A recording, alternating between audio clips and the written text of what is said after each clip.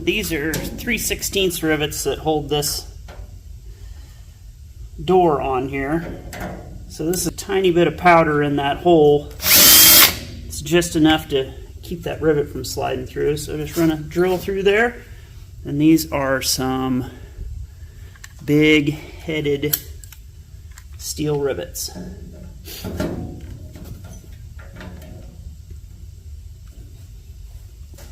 So if you're a real man, you could pop a 3/16 rivet with one hand.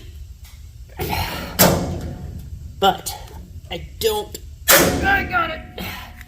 I wasn't able to do the last two. I could do it for the camera though. Had more motivation.